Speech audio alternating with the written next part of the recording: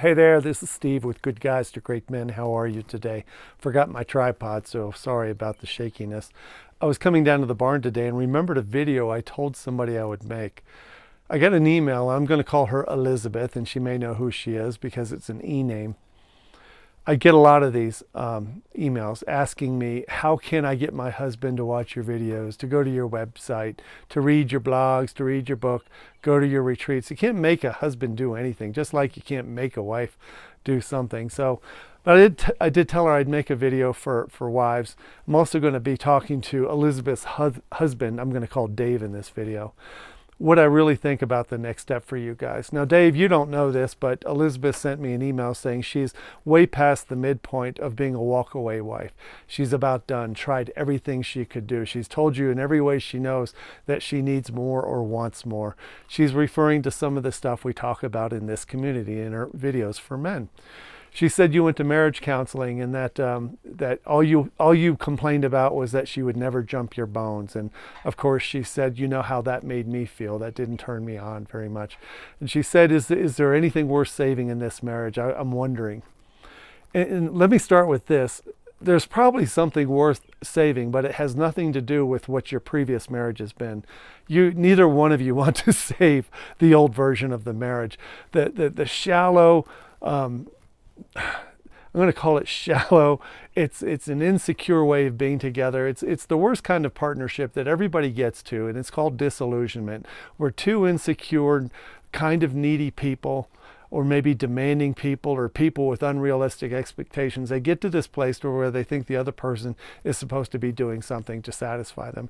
In this case, Elizabeth told me, Dave, that you're missing the mark. And Elizabeth, I can tell you, you're probably missing the mark too, which is why you don't want to really save your marriage. You don't want to save the old version of it.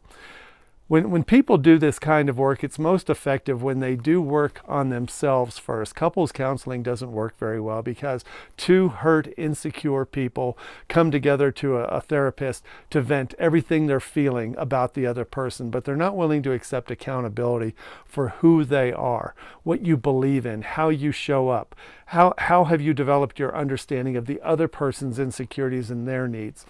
There's a lot of work that you have to do as an individual. So Dave, first talking to you, yeah, you should get involved in this. You should understand what she means when she says, I don't see you and you don't get me, and I feel like you never listen to me, and I feel like I don't have any value around you, and all I'm good for is sex with you. I don't feel connected to you anymore. We don't have a connection, and I'm not turned on by you. When a woman says those things, she's telling you the truth. And for you, Elizabeth, when a man says, I feel like you don't initiate sex with me anymore, he's not saying, I want you to jump my bones. Those are locker room words we use. Jump my bones, right? Take me, get with me, whatever the phrase is you're going to use. Guys say that when guys are really afraid to say, I'm feeling disconnected from you. I feel like I don't matter to you. I feel like I'm not appreciated. I feel like you don't see me or respect my masculinity. And I know, Elizabeth, this is hard to hear, but this is what men really mean when they say, I want you to jump my bones. It means spiritually and emotionally, we're feeling a certain way that we don't feel connected, loved, valued, or appreciated by you. And many times we feel disrespected. And so you should be doing some work on yourself to understand the male version of what Dave is going through. I would highly recommend you look into Alison Armstrong's understandmen.com and listen to everything she's ever done, read her stuff, so you can really start to connect yourself with where Dave is really coming from. That will help you soften a little bit and stop thinking that all he wants is for you to have sex with him. He's a man with a lot deeper needs than you may have ever imagined he needs. And he didn't get them from his mom or his dad. Now he's trying to get them from you, and now you're disappointing him. Now let's come back to the other side, because I know you didn't want me to blame you for all of this. This is not all your fault. This was co-created. You and Dave are two insecure, immature people who have come to this place in marriage, just like the rest of us, right? Welcome to the club. And now is the opportunity to say, holy crap, I'm done, which is where you are, which is great. If you do some of your work and you get with Alison Armstrong's community and start talking to women about what masculinity is really all about and what we really need, and Dave, now I'm talking to you, go to the Good Guys to Great Men website, watch some videos, read my book. It's $8, dude. It's $8 on Amazon. If you read that book, you'll start to see there's a whole world of femininity and a whole world of relationship and marriage that your dad never told you about. What Elizabeth means when she wants to feel connected to you is that she wants to feel valued. She wants to feel seen and heard and understood, and that she actually matters to you more than just being a romp in the bedroom. She wants to feel like she's a partner to you, that you are a well-oiled machine, that you are on the same page, and that you actually respect her opinion, and she has some influence on you. Not control, not the boss of you, but she needs stuff that you don't know she needs to feel warm, connected, and sexy with you. You've got some work to do, bud, just like all of us. I'm 63 years old. I have a feeling you're not my age. I have a feeling you're probably in your 40s, maybe 50s. I was 50 when I started this, and my eyes opened up, Dave. They opened up to what women really talk about when they're privately together, lamenting what they're not feeling in their marriages. And it's really not that hard once you understand it.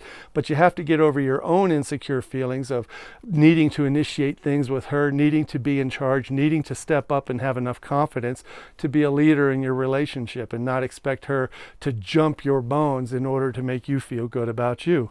There's a path for men to feel good about themselves that has nothing to do with women liking them, loving them, or having sex with them.